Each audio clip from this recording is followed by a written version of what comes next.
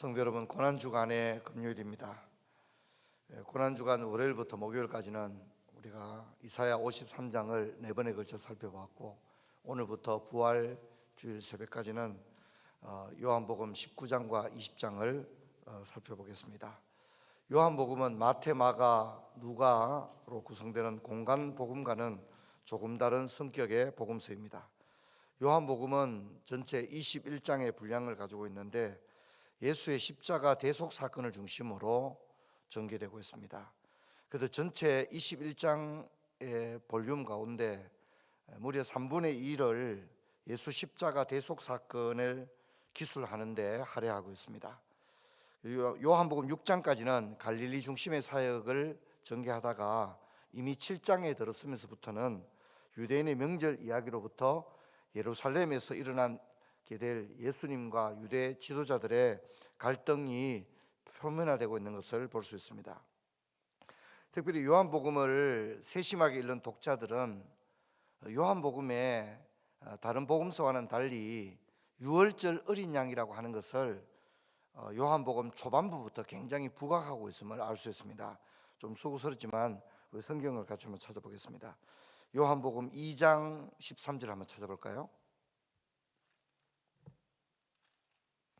펜 있는 분은 함께 밑줄을 끄면서 지나가면 좋겠습니다. 요한복음 2장 13절 보면 유대인의 유월절이 가까운지라 이렇게 얘기합니다. 이제 유월절이라고 하는 자체가 예수님이 유월절 어린 양으로 돌아가시게 될 것을 이미 우리는 알고 있지 않습니까? 그래서 요한복음은 처음부터 유월절이라고 하는 절기를 굉장히 부각하고 있습니다. 23절에도 보면 2장 23절도 보면 유월절에 예수께서 그런 뭐라면 나옵니까? 예루살렘에 계시니라고 이야기합니다. 자, 그다음에 5장 1절로 한번 가볼까요? 5장 1절로 가면 그 후에 유대인의 명절이 되어 예수께서 예루살렘에 올라가시니 이렇게 또 이야기를 하고 있습니다. 그럼으로써 이제 장차 예수님이 유월절에 예루살렘에 올라가셔서 죽게 될 것을 요한복음은 초반부부터 이것을 계속 우리가 이런 걸 복선이라고 하죠, 그죠? 그런 것을 독자들에게 반복적으로 상기시키고 있습니다. 7장 2절로 한번 가볼까요? 7장 2절을 보면 유대인의 명절인 초막절이 가까운지라 이렇게 나옵니다. 여러분 알다시피 초막절은 초실절이고 그래서 또 오순절이라고도 불리죠, 그죠? 그래서 유월절 이후에 49일이 지나면 칠칠절, 초실절, 오순절이 되어지는 거죠. 그래서 이런 것들을 계속 부각하고 있습니다. 요한복음 10장 22절로 가볼까요?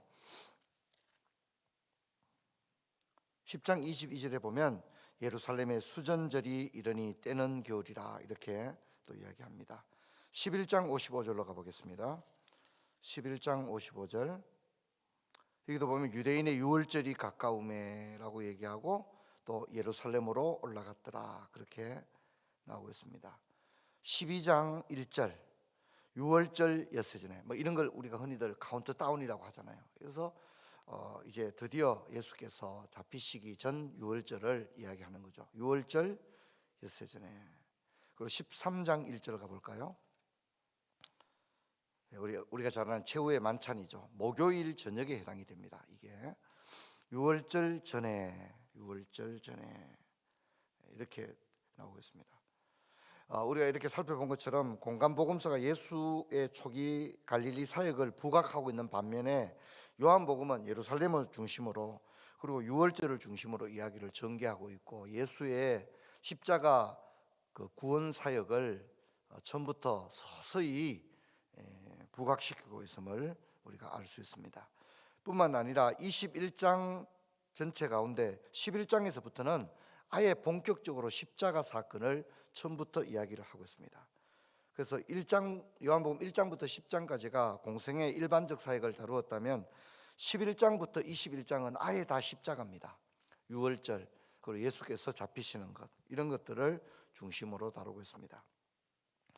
여러분 우리가 요한복음 19장 28절 아까 읽었죠?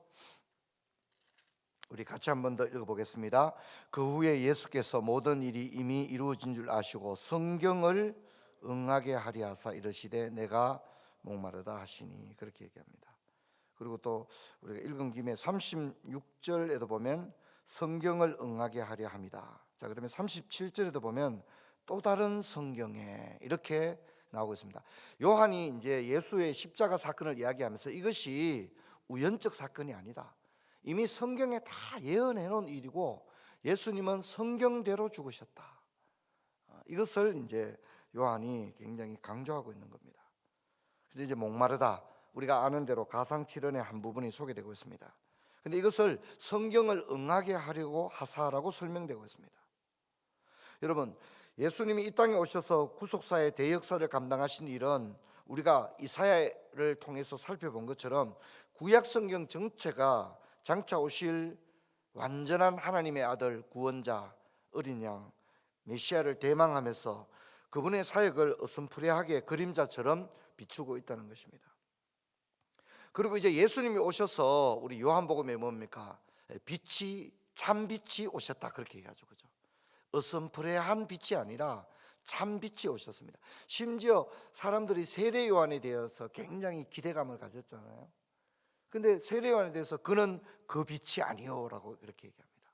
그리고 세상에 오시는 참 빛이 있었나니 라고 이야기함으로써 예수 그리스도를 굉장히 하이라이트, 강조하고 있음을 볼 수 있습니다.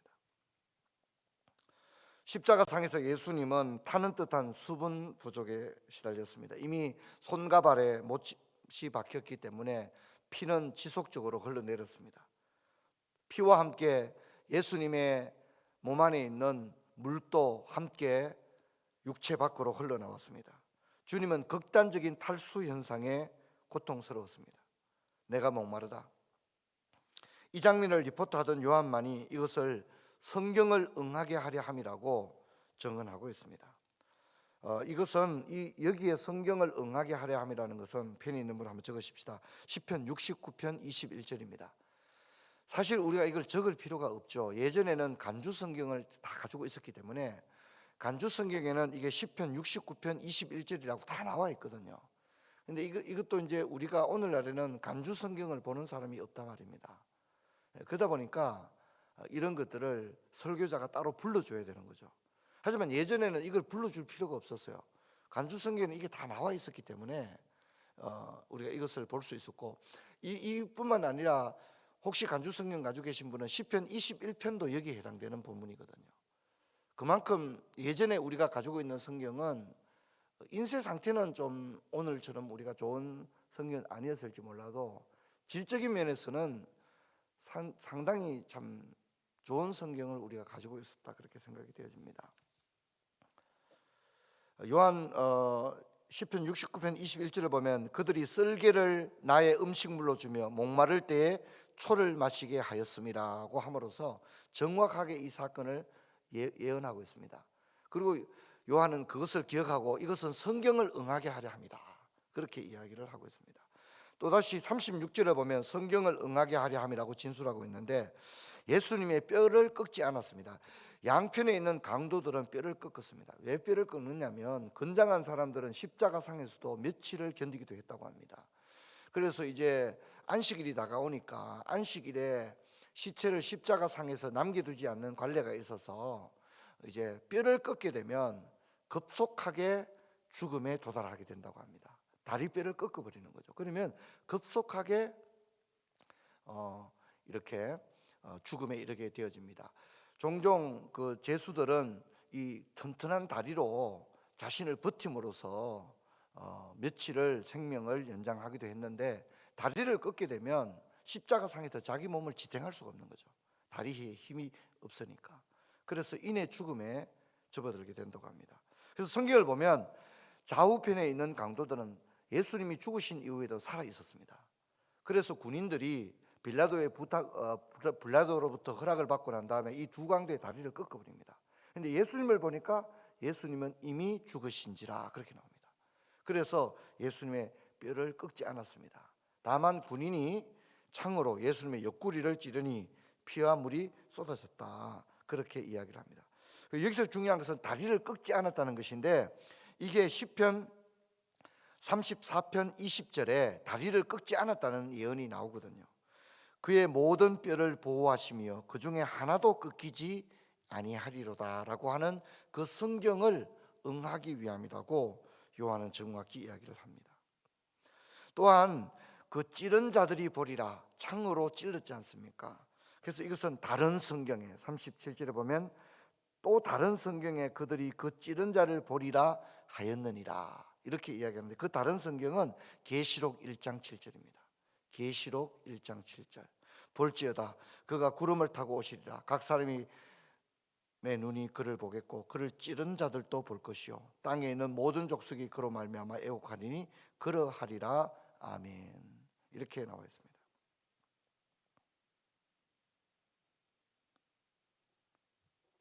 사랑하는 성도 여러분, 오늘은 다름 아닌 고난주간의 가장 중요한 날입니다. 고난주간을 연대기적인 순서로 본다면 금요일에 주님은 십자가를 지시고 죽으신 날이기 때문입니다. 주님은 목요일 밤에 유월절 만찬을 드시고 겟셋마네에서 기도한 다음에 잡히시고, 그 밤에서 토요일 아침까지 무려 6번의 재판을 받게 되십니다. 아침 6시에 형을 언도받고 아침 9시에 십자가에 매달리셔서, 그리고 정오 12시에 돌아가셨습니다. 주님께서 십자가의 상에 계셨던 그 6시간은 가장 추운 시간으로부터 태양이 가장 강렬하게 내리쬐는 시간까지의 시간이었습니다. 그래서 주님은 십자가상에서 인간이 상상할 수 있는 가장 고통스러운 형벌을 주님은 그 몸으로 다 받으셨습니다. 요한은 이토록 중요한 장면을 리포트하면서 모든 것이 성경 안에서 이루어진 일이다 이렇게 분명히 밝힙니다. 여러분, 이것은 대단히 중요한 의미를 가집니다. 여러분, 우리의 모든 신앙은 성경의 언약 안에 있습니다. 주님의 구속사의 대역사가 성경 안에서 완성되었고 성취된 것처럼 그분의 모든 말씀, 그분의 모든 약속도 이 성경을 응했던 것처럼 또 우리들에게도 또한 응하게 될 줄로 믿습니다. 성경은 반드시 이루어질 줄로 믿습니다. 그분의 말씀은 신실합니다. 그분의 말씀은 살아있습니다. 지금도 살아있습니다.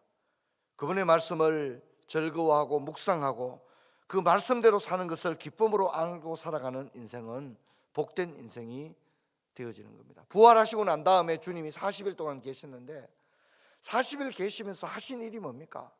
하나님의 말씀을 제자들에게 또다시 반복적으로 계속 이야기해 줍니다.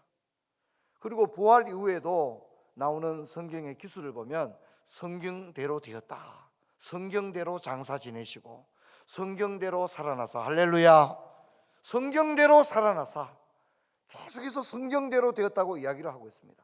여러분, 우리는 복음서 기자들이 주님의 그 십자가 대구속 사역이 성경대로 이루어졌다는 점을 왜 그렇게 강조하고 있느냐에 대해서 생각을 해야 됩니다. 여러분, 주님이 성경대로 이 땅에 오셨고 성경대로 죽으셨고 성경대로 살아나신 줄로 믿습니다. 마찬가지로 주님은 다시 이 땅에 우리를 데리러 올 것이라고 약속하셨습니다.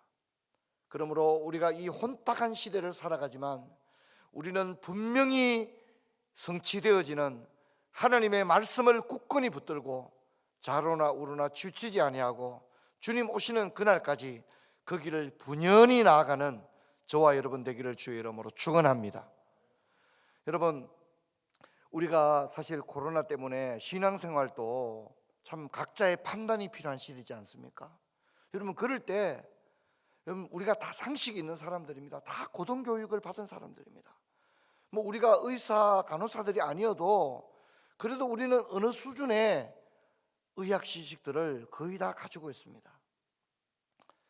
여러분, 우리는 기도하고 예배드리는 이런 일들 가운데도 세상의 이야기들만 다 따라가서는 안 됩니다. 여러분, 우리는 성경의 말씀에도 귀를 기울이게 되기를 주의 이름으로 축원합니다. 세상 사람들의 이야기도 그렇게 근위 있게 들리잖아요. 그렇지 않습니까? 세상에 근위 있는 학자가, 의사가 나와서 막 방역 전문가가 나와서 얘기하면 사람들이 그 얘기를 듣습니다. 듣지 않습니까? 근데 왜 살아있는 하나님의 말씀에는 귀를 기울이지 않습니까? 사라포바가 이 코로나19에 있는 사람들이 너무 자가격리 상태에 지겨우니까 자기 폰 번호를 오픈하면서 자기에게 문자를 보내라. 그러면 나도 답글을 주겠다고 했는데 뭐 115만 건의 문자가 들어갔다고 그러죠. 그죠? 사라포바가 전화번호를 공개해도 100만 이상의 문자 메시지가 들어가는데, 저는 오늘 우리들의 기도, 또 우리가 성경에 대한 관심들이 얼마나 결여되어 있으며, 이사야가 그랬죠. 우리도 그를 기히 여기지 아니하였도다. 여러분, 세상이 가는 넓은 길로 가지 말고 저와 여러분, 우리가 사는 생애 동안에 또 어떤 일들이 일어날지 우리가 어떻게 알겠습니까? 우리가 이런 일이 일어나려고 누가 알았겠습니까? 근데 우리의 앞으로 남은 생에 또다시 어떤 재난들이 일어나며 어떤 형언할 수 없는 일들이 일어나리라고 누가 알겠습니까? 여러분, 그럴 때마다 우리는 이렇게 휩쓸려 갔다가 저렇게 휩쓸려 갔다가 그럴 겁니까? 여러분, 우리는 오직 하나님의 말씀을 분연히 붙들고 주님 가신 그 좁은 길을 걸어가는 저와 여러분 되기를 주의 이름으로 축원합니다.